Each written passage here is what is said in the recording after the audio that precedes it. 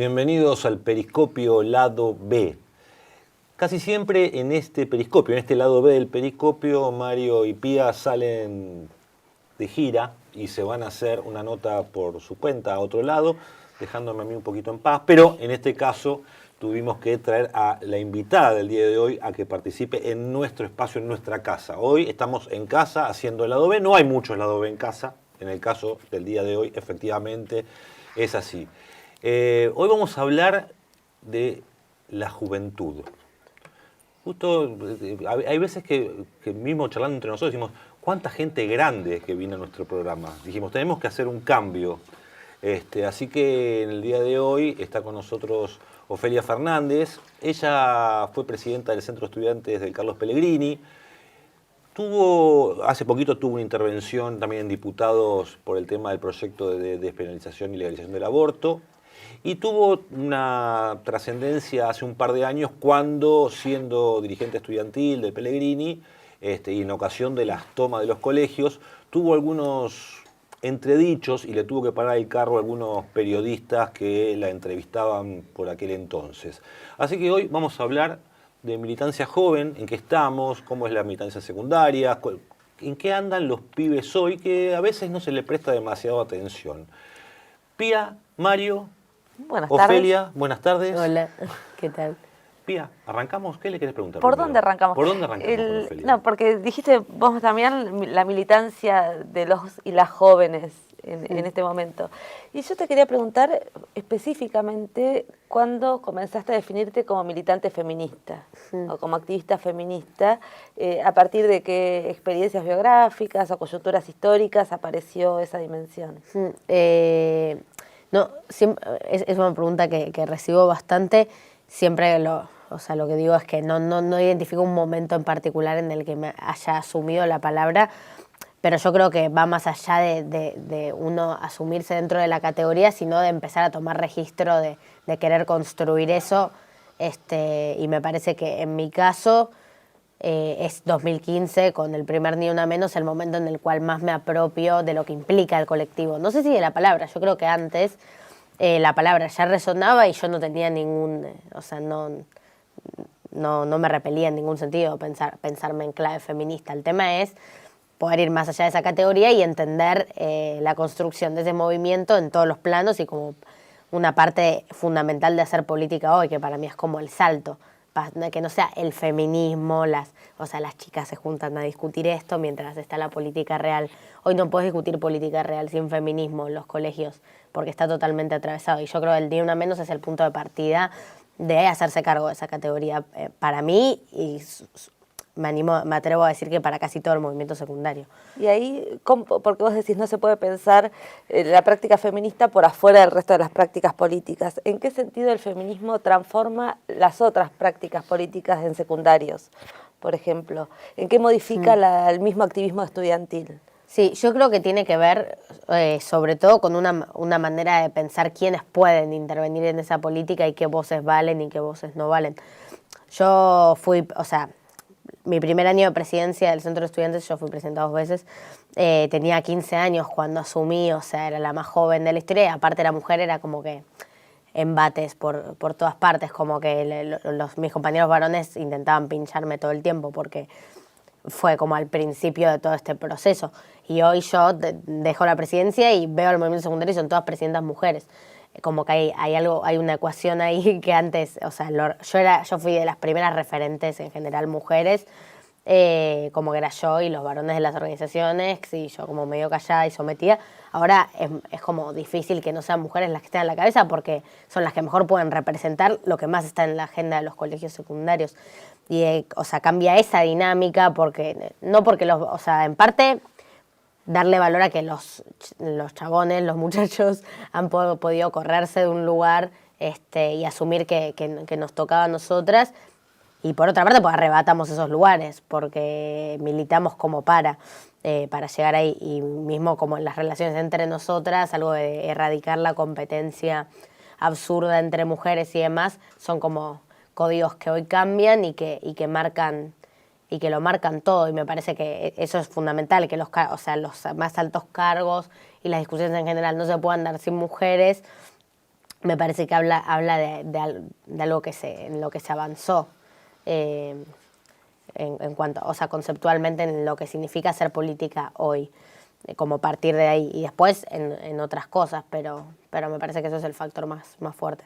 Ahí habría un aprendizaje en términos de las prácticas, ¿no? Dentro de las organizaciones, pero implicó también un conjunto de rupturas dentro de las propias dinámicas de las agrupaciones estudiantiles. Sí, o sea, para mí el fenómeno se explica sobre todo en que el 80% de las cosas que pasan en el año en los colegios hoy, o sea, son en clave de lo que se está construyendo alrededor de ese feminismo. Es para pensar la implementación de la ESI o de redactar protocolos o de casos de abuso entre alumnos o de casos de abuso con profesores o de hostigamiento además. Entonces, ante una agenda que es 80% de ese tipo, como que se necesita entender que esa intervención es siempre nuestra, primero que nada.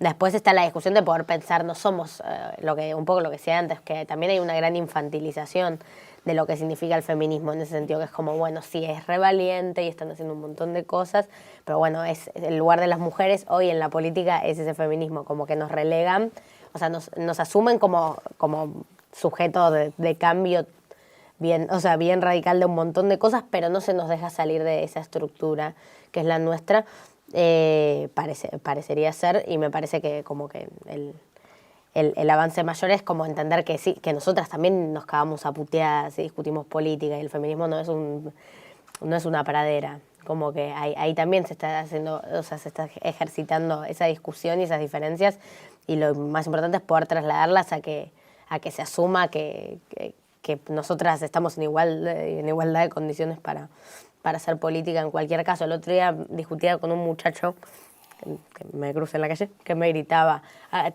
ustedes tienen que hacer un partido el año que viene, para 2019, y ganar las elecciones, no sé qué. No me voy a poner a profundizar en eso, pero el decirme él cómo teníamos que hacer las cosas, cuando yo no estaba de acuerdo en cómo él me decía que teníamos que hacerlas, me decía que no estaba despierta y que él sí, como que no estaba lista para lo que se venía.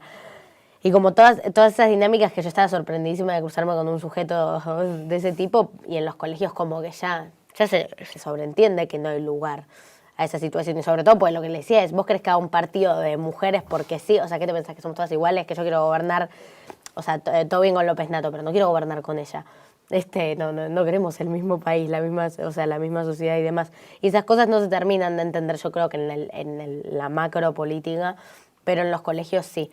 En la importancia de esas cosas, en reivindicar esa diferencia, porque de lo contrario no se está asumiendo que tenemos un lugar en la política, se nos está cediendo un espacio para hablar de las violencias que recibimos nosotras, es un espacio de catarsis y no de discusión política en esa clave. Me parece que eso es como una disputa que los secundarios estamos como intentando, como que un intento muy prematuro, pero intentando imponer hacia también el afuera, como dejar en claro esa cuestión. Ofi, si vos tuvieras que marcar como algunos momentos medio claves en este proceso de transformación que relatás, ¿no? Porque me imagino que no debe haber sido muy sencillo. No. Una vez se cuenta como el resumen y el balance y los avances que se van consiguiendo, pero me imagino que debe haber habido ciertos momentos también críticos y de ruptura. ¿Cómo? No, desde ya, o sea, o sea, estamos en condiciones muy distintas con el pasar de un mes solamente, como que lo que tiene este fenómeno es que yo en 2015 veo el Ni Una Menos, o sea, marcho y me emociono y digo, qué locura esta cantidad de gente, y veo el potencial. Yo creo que todas vimos ese potencial. El tema es que no vimos cómo iba a explotar en nuestra cara en tan poco tiempo. Como que pensar... Yo pienso en mi cabeza en 2014 y digo, qué distinta que era, y me parece muy loco pensar 4 años después semejante transformación de las condiciones y en general de las consignas y demás. Pero bueno, por supuesto que no fue fácil. Me parece que hubo como distintas escalas y momentos para ir registrando cosas en distintos planos que hoy nos llevan a donde estamos. Me parece que en un principio quizás lo que más nos nació en lo secundario fue como poder empezar a identificar cómo se reproducía ese patriarcado en las instituciones. Sí, como que sí tengo que analizar un primer paso. O sea, nuestro primer encuentro tiene que ver con no nos maten, esto es terrible. A mí en lo personal, el caso de Lola Chomnales, ese femicidio, era una piba que era amiga de mis amigas y demás, era como que me tocó muy fuerte desde ese lado. yo siempre soy muy partidaria de igual no volverlo personal como algo de, no importa que si era o no tu amiga, o sea, va más allá, pero obviamente te ayuda a despertar pensarlo así. Y ahí tenía que ver con eso, con poder pensar, bueno, se están muriendo nuestras compañeras de banco, o sea, es como que de lo angustiante de eso, el único camino posible era seguir a ese colectivo y acompañar esa rebeldía. Y después se vino, o sea, yo algo que digo siempre es que medio sentís que te obligaron a recordar las cosas de otra manera. Ni siquiera es que te borraron los recuerdos, sino que repensás toda tu vida y decís, yo acá pensé que era mi culpa, o pensé que estaba mal yo, o pensé que era un capricho mío, como de siempre abstraerte, y de repente te encontrabas como en un colectivo y decías, ok, no, todo esto no era, o sea, es culpa de todo eso mismo. Y fue como la búsqueda de tomar registro de esas cosas que antes pasaban y ya no iban a pasar, o sea, ni pasaron. Y en ese sentido hubo como un año de mucho de pensar, bueno, los códigos de vestimenta, los protocolos contra la violencia de género, en el PEL en particular tuvimos una toma, o sea, 2 tomas, 2 años, no, 3 tomas, 3 años seguidos por un preceptor, por un ¿no? preceptor, sí, que había golpeado a 2 estudiantes y demás, y mismo, en esto me preguntabas como de las cosas que aparecían, en 2015, cuando sale este conflicto, ni siquiera lo enmarcábamos en que era violencia de género. Era él había ejercido violencia contra esas 2 pibas pegándole y hostigando y amenazado a todas mujeres, pero no teníamos, o sea, ese formato No de tienen pensar, el cuadro, claro, eran claro. todas mujeres, es violencia de género, era como, bueno, es un violento, es prepotente, en fin. Hay una cosa que quería preguntar, que hay un momento donde uno observa con mayor distancia, por ser de mayor edad, y hay un momento donde efectivamente ese feminismo se transforma también en una demanda generacional. ¿Eso vos lo percibís así con tus compañeros, dentro de lo que son el cuadro más adolescencia joven, o no? ¿O es una sensación que uno tiene No, me rara? parece que tiene sentido. Yo creo que o sea, la distinción es que, o sea, en cuanto a lo teórico, no, porque, o sea, o sea, el feminismo tiene años y años, o sea, bueno, nada, remarcar lo que ya se sabe, pero bueno, sí, como que desde siempre hay mujeres que tienen esto en claro y demás, no es algo generacional, ese impulso o la concepción teórica de que algo está mal, pero yo creo que la ventaja que tenemos y lo que se marca mucho y la gente registra es que también tuvimos la posibilidad, perdón, me está ahogando. Sí, No te ahogues aquí, por favor. No sería bueno. Lo que pasa es que nosotros, como no solamente se trata de poder teóricamente entender ese fenómeno, sino también de empezar a vivir de otra manera y de a relacionarnos de otra manera y marcar otros puntos en contra. No, gracias. No, No, capaz que la empeoramos. No, además, claro. No, pero algo de eso, de que a nosotros todos estos cuestionamientos teóricos y demás se nos plantean en una etapa de la vida en la que hay o sea, en la que tenemos más capacidad de construir efectivamente otros vínculos y demandar, o sea, otras condiciones. Hay cosas que ya no se pueden decir, o sea, programas de tele que ya no vamos a ver y demás, y me parece que estamos en un buen momento para eso, pero a mí también lo que más me entusiasma es pensar que lo que se viene es mejor aún. O sea, yo no sé si tuvieron la oportunidad de verlo, si no, lo recomiendo fuertemente. Hay una niña de tipo 10 años, o no sé si menos, que buscan tipo niña habla de lenguaje inclusivo en YouTube. Es una niña que, o sea, está indignada con sus Que habla docentes. con la mamá. Claro, Que sí, le cuenta a la que mamá. Sí, como la castigan por hablar así. Claro, que ella habla en lenguaje inclusivo y las maestras la retan y ella tipo, no. Y le dice que le dicen, pero que vos sos abogada, y dice, no se necesita ser abogada para defender derechos. O sea, para mí eso es súper esperanzador, porque ahí ella habla del contagio, que en las escuelas primarias tenga el pañuelo del aborto.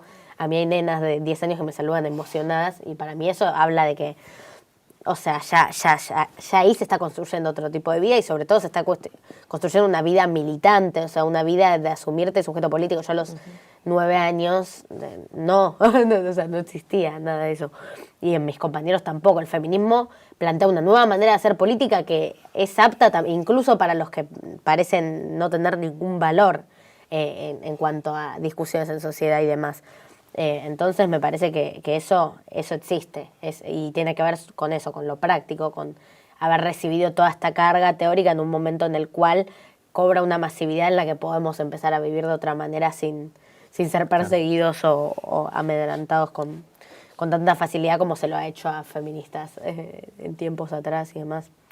Ahí, cuando Damián te preguntaba además la cuestión de la dimensión generacional, yo pensaba que también está la cuestión de que no solo son chicas las feministas en muchos casos, sino también Chicos.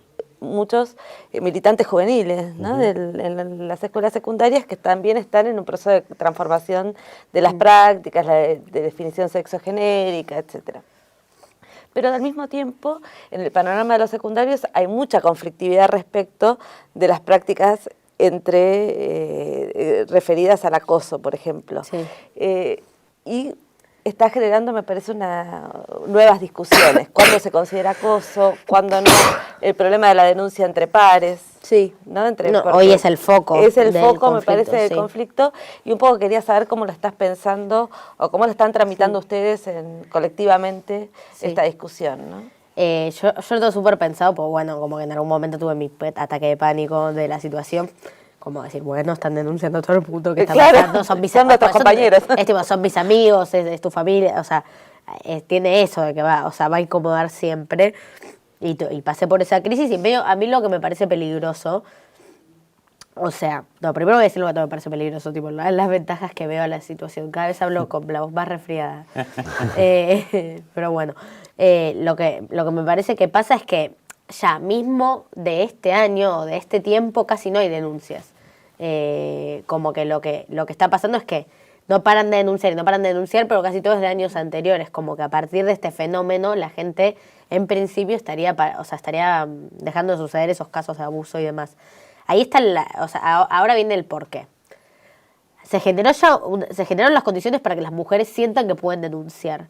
O sea, que digan, voy a estar contenida cuando lo haga, no me significa una exposición peligrosa, o sea, no van a reincidir y demás, porque tengo toda esta contención, tanto de seres humanos que te dicen, estoy con vos, fuerza, como conceptualmente, pues está construyendo algo que es opuesto a lo que implica el abuso y las relaciones sin consentimiento. Entonces, tenés como esa salvedad de bueno, están parando de abusar. Porque las pibas pueden denunciar. ¿Y qué pasa entonces con el denunciado? Que ese es como el factor, pues son pibes de 15 años, 16 años que están siendo denunciados y en un clima muy hostil para ser denunciado porque generalmente se lo margina, como que es la cruz a la persona que lo hace porque hoy el abuso es inadmisible para los conceptos, o sea, para las concepciones que estamos construyendo como secundarias. Y ahí lo que para mí pasa es, o sea, con esa denuncia lo que hay es que están dejando de pasar los abusos, sea por que los hombres están tomando registro de ese privilegio y de esa incomodidad y están dejando de accionar de esa manera, o sea, están erradicando esas conductas porque entendieron que les significaban incómodas a sus compañeras, o en otros casos, chabones que no están abusando por miedo a ser denunciados, básicamente, que no es que les nace decir, bueno, estoy vulnerando el consentimiento de una persona, sino... bueno, se me arruina la vida si voy y abuso. Claro, sí. No conviene. Y si bien suena feo, en principio no están abusando. Y me parece que a mí, a partir de tomar distancia de esas conductas tan patriarcales y abusivas, se puede tomar registro de lo que implican también, o sea, de no hacerlo solamente por tu miedo individual, sino de poder entender que es lo más pacífico. Pero lo que me parece más importante de este contexto, lo que yo siempre remarco, es que se armó una guerra interna, de todos modos, entre abusadores y abusadas y las que bancamos a las abusadas, como una guerra entre estudiantes en la cual las instituciones se cierran la puerta de sus despachos, o sea, los rectores cierran la puerta de sus despachos y se quedan tranquilos. Como, bueno, al menos yo no voy a tener ningún quilombo, o sea, que se maten entre ellos. O al menos el ministerio y demás no están pensando una solución, o sea, una manera de intervenir en este conflicto, que es claramente, o sea, es muy intenso como para que desaparezcan. Y para mí, desde el sector estudiantil no se está pensando mucho cómo ese vacío no nace de que hay hombres que son malos y hay hombres que son buenos porque así les tocó, sino que, o sea, hay un vacío que es institucional y que puede ser llenado tanto en la construcción de identidades, porque la Ley de Educación Sexual Integral habla de consentimiento, pero en las escuelas cuando se aplica, o sea, te dicen, bueno, vos estás teniendo relaciones sexuales, no importa por qué, no vamos a hablar de cómo llegaste al sexo, ¿entendés? O sea, y te dicen, bueno, usa forro, fin. Si es que tenés educación sexual integral, pero se obvia la relación sexual en sí, y me parece que, o sea, con la construcción de o sea, con que las instituciones acerquen el consentimiento y se involucren en construir otra percepción de cómo relacionarse y demás en los y las jóvenes, me parece que hay cosas que empiezan a cambiar. Eso clave, y después, sí, las cosas que no lograste cambiar, o sea, porque ya hay gente que tiene otro concepto de consentimiento, de sexualidad y de trato entre mujeres y hombres, estar ahí para cuando se queman las papas, o sea... Luego, ¿con eso vos pensás que es porque cierra la burocracia, cierra las puertas y se mata entre ustedes, o porque no tienen idea de qué mierda hacer frente a ese asunto? Digo, a lo mejor también los adultos no saben cómo resolver, no saben cómo procesar ese conflicto también. Es que menos nosotros, ese es mi miedo, que hay pibas de 15 años, 16 años, que dicen está buenísimo el feminismo y tienen altas ganas de luchar, pero de repente la parte que les toca es la de sentarse con una abusadora a decirle cómo se tiene que deconstruir, como si existiese el diploma de... Yo, es como un poco así, obvio, para mí las autoridades medio están hasta más atrasadas que nosotros en entender estas cosas y debe asustarlos, pero me parece que es peor que una piba de 16 años que probablemente, quizás al día siguiente la abusen a ella, tenga que estar conteniendo a 2 compañeros suyos por una situación así de sensible y delicada. Porque te termina pasando eso, estás como hay como 5 encargadas del espacio, no que es el que recibe las denuncias, las difunde y demás, que son pibas que laburan eso a los 16 años y me parece que es delicado. De última se tendría que establecer un diálogo entre nuestra capacidad de entender el fenómeno, que es como más avanzado que el de las autoridades, y las autoridades que tienen capacidad de ejecutar mecanismos más formales y de acercarse con más facilidad a los pibes que denuncian. Poner los pibes que denuncian, en muchos casos desaparecen, se cambian de escuela, no sé qué, como que no tienen ganas de acercarse a eso, y la escuela tiene más herramientas para contenerlo, puede comunicarse con las familias y demás, pero no hay voluntad alguna en casi todos los colegios. Hay directivos que tienen otras actitudes, hay colegios que tienen directivos con los que se llevan bien y pueden dialogar y demás, pero la bajada de línea general del ministerio es nada. Impresionante, ¿no? Porque uno pensaría que la reacción, también es verdad que hay un tipo de reacción que es más violenta, ¿no? Frente a este tipo de cambio, y es tan radical también. Pero también el otro tipo de reacción que se sufre, que se padece, es la indolencia, ¿no?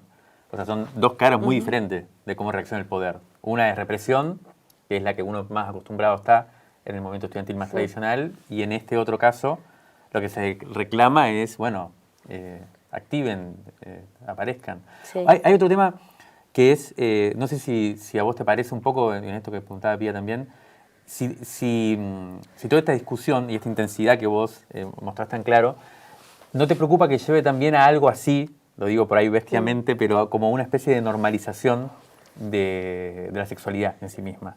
¿Cómo? Como una deserotización, si querés, de las relaciones. ¿No lo ves un poco así, como peligro? Yo creo que no, porque también ahora, o sea, se combina con muchas otras discusiones. Es como que por fuera de esto, que es como la parte fea, por decirlo de una manera, yo creo que está habiendo muchas discusiones en cuanto a la liberación de esa sexualidad al mismo tiempo, como no el consentimiento porque sí, sino también por el consentimiento a conciencias de que la sexualidad debería ser buena y placentera. Y hay muchas cosas que se están poniendo sobre la mesa en ese sentido. El placer femenino, por ejemplo. O sea, cada vez más son las pibas que no están dispuestas a no tener un orgasmo en un encuentro sexual. Además de que se empiezan a visibilizar y naturalizar otro tipo de sexualidades que no sean hegemónicas, o sea, sean la homosexualidad, bisexualidad, mismo que haya gente trans y demás, es como algo que está pasando. Entonces como que en todos estamos medio que es un trabajo intenso y arduo, pero estamos un poco yendo punto por punto, estamos como no solo estamos deconstruyendo y reconstruyendo a cada paso, como que es lo que te decía antes, es ir despertando en muchísimas cosas. Entonces yo creo que la sexualidad hasta ahora está más valorada. Al menos, yo también tengo mi perspectiva de mujer, que me han enseñado que jamás la voy a pasar bien, que veo series y dicen que las mujeres no se masturban y no tienen placer, como que es todo en función del hombre. Yo me crié así, o con mujeres que se resistían porque era tipo hacer el amor y los hombres estaban remanijas insistiéndoles. Yo me crié así y hoy veo otra cosa. Al menos para la mujer la sexualidad ahora es un campo suyo, antes no. Antes era un lugar donde podía hacer favores, hoy es un lugar que puede disfrutar ella. y me parece que eso está bueno, y también para, o sea, bueno, y con esa diversidad sexual como que quizás para el hombre es deserotizante porque sale de un lugar de dominación que antes era indudable. Claro. Pierde muchos momentos de protagonismo ahí y demás, pero para todo el resto se está avanzando un montón y empezamos a formar parte de ese mundo y eso está bueno. ¿Qué te parece que va a pasar el 8 de agosto en el Congreso? No sé, yo cuando era la votación en diputados tampoco no quería responderlo porque me da miedo yetearla, esas cosas, superstición. Pero no, para mí va a salir. Y si no sale, yo soy muy como que entiendo que hay que entender, o sea, cómo desde las cámaras y demás se avanza en lo concreto y en lo material, o sea, que Senadores tiene la posibilidad de darnos un papel y eso es bueno, pero yo soy muy partidaria de que si se gana o sea, si se gana en las calles, si se gana en los espacios de trabajo, en las escuelas y demás, ya se gana. Y si los senadores no aprueban la ley, tendrán que afrontar lo que les sigue a eso, que va a ser algo seguro. Quizás no sé bien cuál va a ser la forma, pues estoy apuntando a que se aprueben senadores y ya. Pero, o sea, hay un nivel de movilización y de discusión y de fuerza en las calles que pusieron en jaque al poder tradicional como se lo conocía y a la política tradicional, como que de repente pueden tener la posibilidad ellos, senadores, de sentarse en esas bancas, pero el poder está ahí, está en nosotros, que no volveremos a votar a nadie que levante la mano en contra de este proyecto de ley, como en otros costos políticos que se van a ver. Y para mí el aborto legal tarde o temprano se gana, y ya es hermoso sentir que lo ganamos en algún punto, como de abrazarnos y saber que, o sea, sí, aborto legal.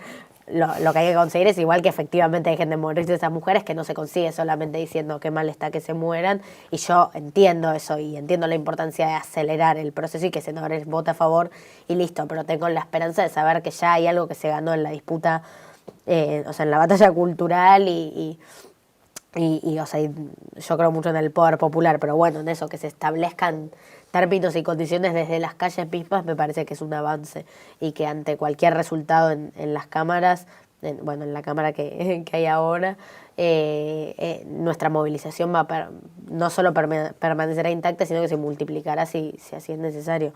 Entonces, nada, estoy tranquila. ¿Cómo pensás la relación entre... pues, seguimos, ¿no? Sí, un ratito más tenemos. Yo tengo dos preguntas más. Una esta, que es cómo pensás la relación entre esta batalla por la legalización del aborto y como un plano más general político, ¿no? Actual. Esta idea, por ejemplo, esto que decía de los penatos, que de alguna manera forma parte del frente legalizador, y sin embargo, en otro tipo de discusiones estaría del lado de enfrente, digamos, ¿no?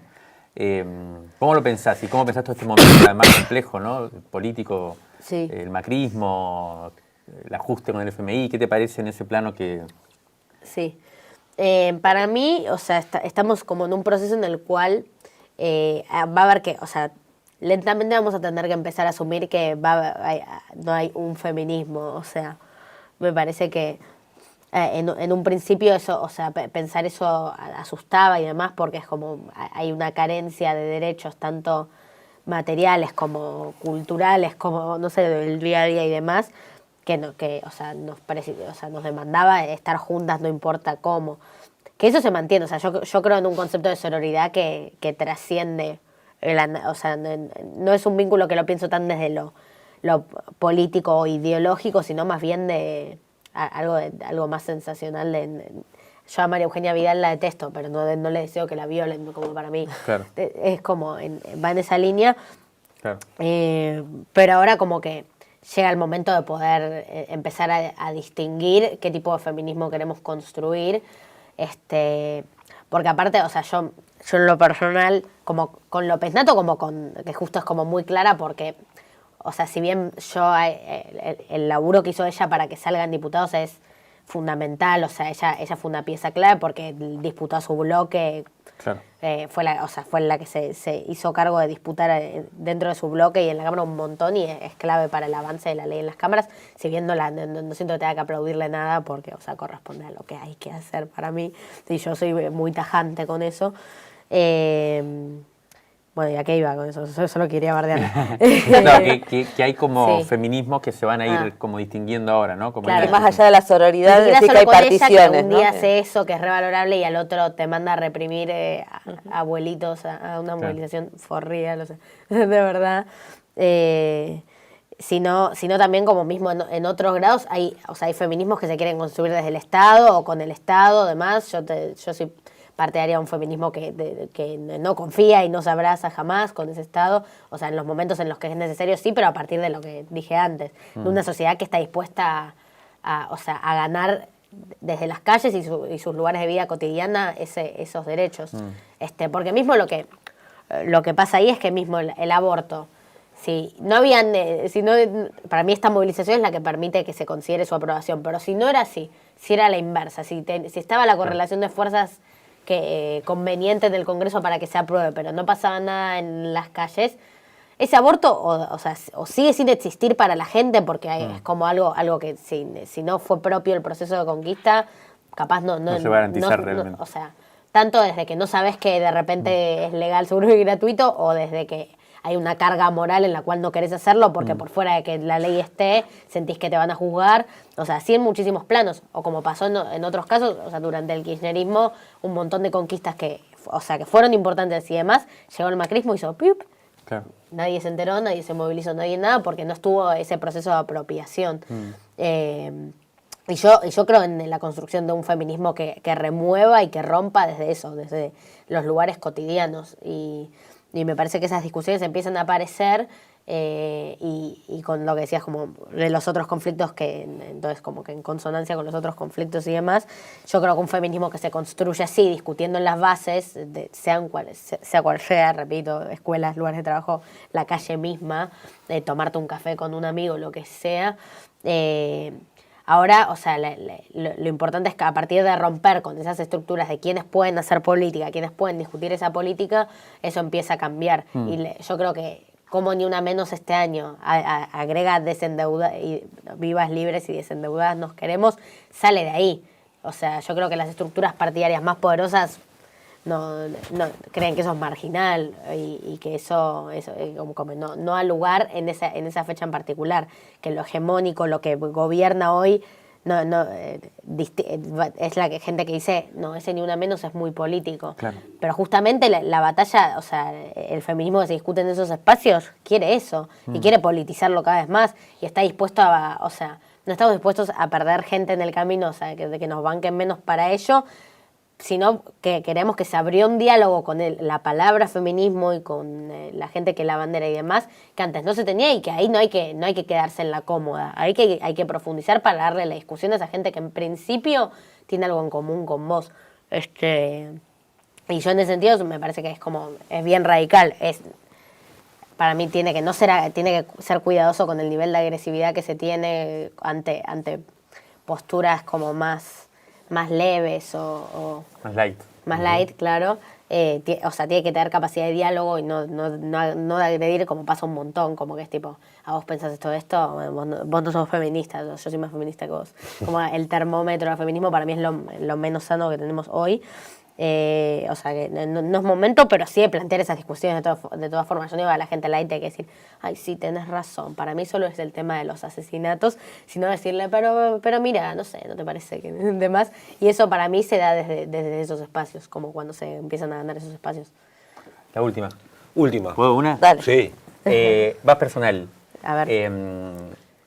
Claramente te estás convirtiendo como una voz pública y vos personalmente, digamos, como figura y nos contaste que estás viajando por todos lados. ¿Cómo vivís eso? También en tu modo de construcción política, en tu idea, la relación entre lo personal o el personaje y para mí es la rarísimo, construcción. o sea, obvio, punto de partida. Como que mismo yo creo que es como la inauguración de una etapa en la que no soy la última. Yo como que lo pienso medio en esa clave. Yo creo que soy de las primeras, o sea, personas de mi edad que cobran esa visibilidad. Pero para mí tiene que ver no con que soy una niña prodigio, sino con que justamente este feminismo con estas nuevas lógicas, porque para mí el feminismo es el movimiento popular más importante que tiene hoy la Argentina y demás. Bueno, eso digo yo, y para mí es hiper revolucionario, entre otras cosas. Me parece que al permitir otra manera de hacer y pensar la política, los y las jóvenes empezamos a tener un lugar que antes jamás nos habían cedido. Y yo, por una cuestión temporal, aparezco ahí, aparezco en ese punto de quiebre en el cual empezamos a tomar visibilidad. Y yo referencio un poco eso. Y para mí generó tanta repercusión y yo estoy como, wow, qué raro es esto, como soy vigilada, pero todas 50.000 seguidores y digo, ¿qué? Son un montón de personas, no me las imagino juntas, ni siquiera. Pero para mí es como el comienzo de esto, de una generación que fue negada generalmente en la política, que se ha hecho lugar igual en la historia, o sea, bueno, tanto desde la reforma universitaria, pasando por el Cordobazo, por la dictadura militar, el 2001, entre cosas que obvio me olvido. Pero que son hitos cuando sucede, cuando esa juventud aparece, cuando esa juventud le arrebata ese lugar conservador a la política y se para ahí. Entonces yo lo vivo como contenta de eso, de no tanto, bueno, obvio también desde lo personal de decir, ay, soy importante, pero también como de pensar, bueno, se le abre esta puerta a la juventud a partir de ahora y me parece que soy como el primer caso tan así, al menos en las últimas 2 décadas, más o menos, que son las que hay Instagram, como para que lo sepa, pero nada, me parece que es reflejo de una juventud que se ha ganado un lugar a partir de estas discusiones y que es fundamental esa victoria. Entonces, nada, lo recibo muy bien. O sea, lo que más me gusta es cuando las pibas me dicen, me identifico con lo que decís, porque es como, y claro, yo lo discuto en mis asambleas, en mis reuniones de delegados cada día, entonces es obvio que te vas a sentir identificada. El tema es que esa voz antes no estaba. Entonces, como estoy contenta de generar eso. Ofelia, muchísimas gracias por haber estado hoy Un en este placer. lado B. Yo no sé si ella es muy joven o el resto de la gente es muy vieja. Basta, Damián, Porque mirá en lo que nos general, dice. porque en general uno dice, uno tiene 18 años, ¿sí? Si uno repasa a la gente que se dedicó a la política de 18, entre 18 y 25 años, fue una gran cantidad de gente. Quizás no es que hay lugar para los jóvenes, sino que corresponde que efectivamente una generación empiece a hacerse cargo del destino de estos ancianos que están aquí. Digo, yo no tengo ningún problema. Señores, señores, ha sido un placer haber estado con ustedes en este lado B. Espero que la próxima vez me lleven de gira con ustedes. Prometido. A esa casa Vamos a linda. Y Lo aparte porque prometemos. en el lado B hay mate, en el lado A no hay mate. Así que bueno, espero que la hayan pasado bien. Gracias, Ofelia. No, un placer.